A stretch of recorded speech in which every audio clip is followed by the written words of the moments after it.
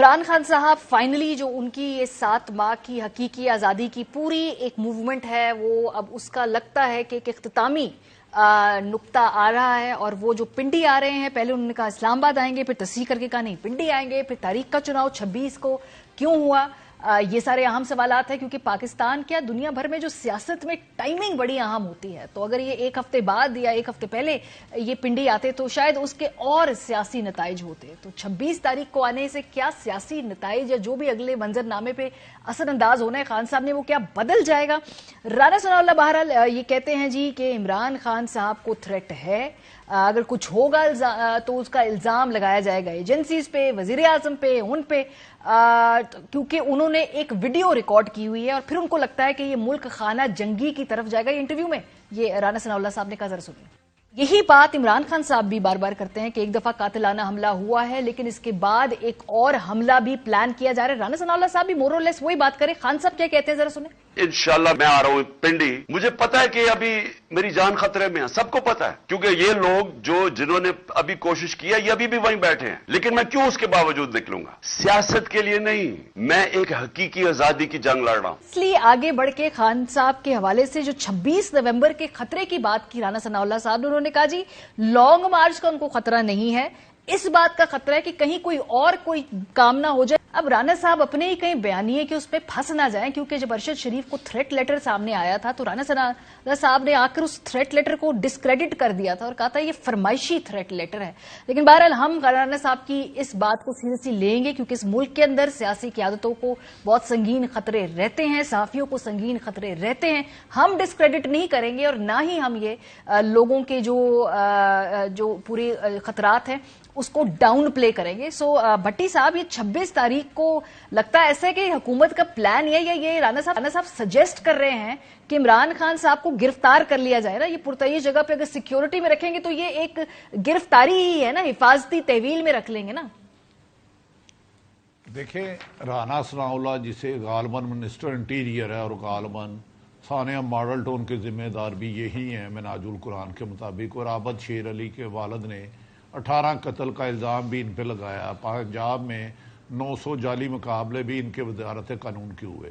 میں خود ارشد شریف کے سلسلے میں انہیں 3 میسج کر چکا ہوں کہ میں آپ کا سرکاری موقف چاہتا ہوں۔ رانا ثناء اللہ صاحب نے آج عمران خان کو محب وطن ہونے کا جو سرٹیفکیٹ دیا، مجھے لگتا ہے یہ پی ٹی آئی جوائن نہ کر لے۔ انہوں نے کہا کہ عمران خان کو ہر دشمن اور ہر دشمن ایجنسی پاکستان کی مارنا چاہیے۔ اس کا مطلب ہے عمران خان ایک محب وطن ہے، اس لیے دشمن ملکوں نے مارنا چاہ رہی ہے، اور دشمن ملک عمران خان تو آپ پر الزام لگا رہے ہیں کہ اور آپ کے وزیر اعظم پر لگا رہے ہیں، ایک اور پر لگا رہے ہیں۔ اور بھائی اگر انہیں گولی نہ لگتی تو 26 نومبر سے پہلے لانگ مارچ کا مسئلہ تو ختم ہو چکا ہوتا۔ آپ نے ان کو 101 دفعہ دھمکیاں دی، آپ نے کہا جی میں ان کو مزہ چکھاتا ہوں، آپ نے عمران خان پر 30 سے زیادہ مقدمہ درج کیے غداری سمیت، آپ نے ان کرایا، اور ارشد شریف شہید کے لیے رانا صاحب ہم آپ کا پیچھا نہیں چھوڑیں گے۔ آپ کی حکومت نے 13 مقدمے درج کرائے، 16 آپ نے اس کے لیے جگہ تنگ کی، 16 مقدمات آپ نے اس کو ملک سے بھاگنے پر مجبور کیا، آپ لوگوں نے دبئی لوگ بھیجے، اور آپ سمجھتے ہو کہ اس طرح صحافیوں کو ڈرا لیں گے، خوف زدہ کر لیں گے؟ آپ نے ہر ثانیہ ماڈل ٹاؤن کو لوگ سمجھا لوگ بھول جائیں گے۔ رانا صاحب ارشد شریف کو اگر تھریٹ نہیں تھا تو 16 مقدمات میں بتاؤ کس نے کیے، اتنی اخلاقی جرت پیدا کرے۔ وہ جتنے بڑی مچھا رکھ دینا، اپنی مرضی کے پروگرام میں جاتے ہیں، عام پروگراموں میں تو آتا ہی نہیں، سلیکٹڈ سے ان کے صحافی ہیں، سلیکٹڈ سے ان کا ٹی وی ہے۔ میڈیا کا سامنا کیا کب ہے انہیں؟ میں انہیں کہتا ہوں میرے ساتھ مناظرہ کرے اور 50 لوگ لے آئے، میں ثابت کرتا ہوں آپ کی حکومت ارشد شریف کے قاتل ہے۔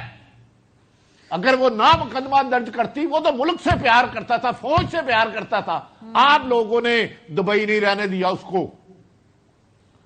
آپ انتہا کر رہے ہیں، آپ ظلم کی انتہا کرتے جا رہے ہیں، ہر روز ایک سٹوری کو ٹویسٹ کر رہے ہیں۔ صحیح بات ہے، ان کو لگتا ہے میں معافی چاہتا ہوں ذرا ماریا، شاید آپ کو گستاخی لگے، لیکن میں قاتلوں کو पहचानता हूं, नाम लेने की जरूरत नहीं कर रहा। भट्टी साहब, मुझे मालूम है कि आप बहुत अपसेट हैं अरशद की इसके बाद से। आई नो पर्सनली कि आप बहुत डिस्टर्ब्ड हैं और आप अब इस मामले में बहुत इस पे आपकी नजर भी है।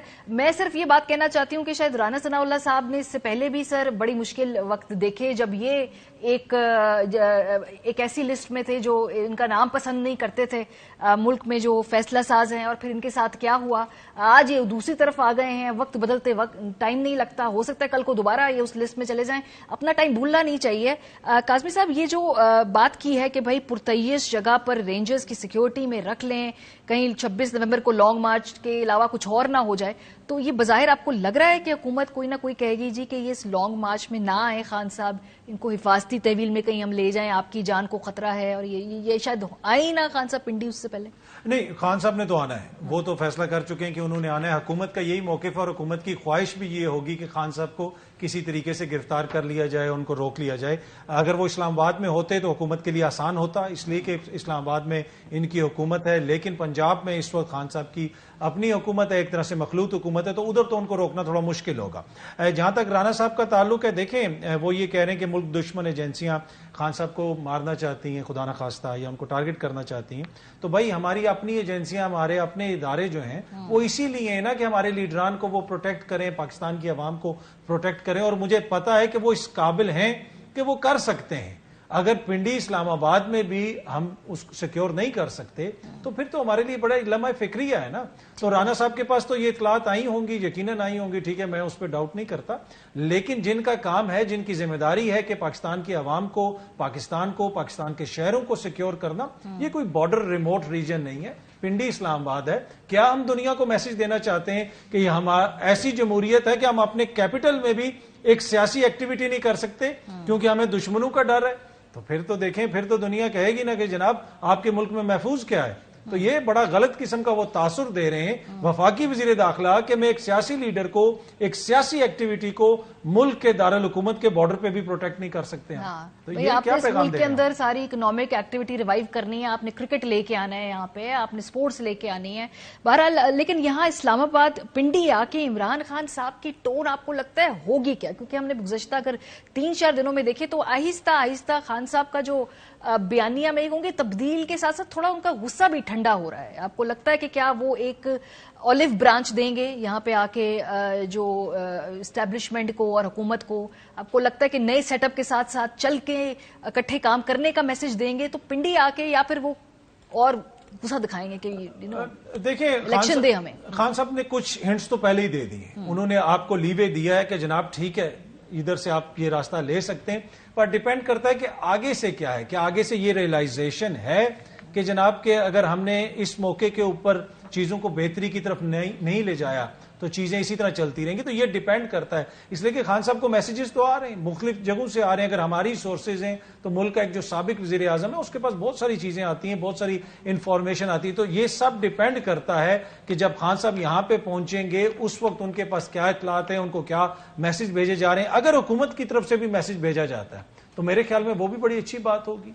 इसमें किसी की कोई हार जीत नहीं है, end of the day Pakistan का मसला है, पाकिस्तान के अंदर ही चलना है सियासत, दोनों फ्री कैन ने यहीं पे करनी है। तो अगर वो कोई मामलात आपस में तय कर लेते हैं तो ठीक है, लेकिन अगर कोई ये समझता है कि कत्ल की धमकियां खुदा ना खास्ता या हमले की धमकियां आई हुई हैं तो खान साहब जो है उससे वो डर जाएंगे, उससे तो फिर पहले ही आप उनको एक तरह से वो ईंधन फराहम कर रहे हैं कि उस पर वो रिएक्ट करेंगे। और आपको पता है खान साहब रिएक्ट करते हैं, जब इस मुल्क में कोई प्रेस कॉन्फ्रेंस हो, कुछ चीज भी हो, खान साहब उसके ऊपर एक जवाब देते हैं।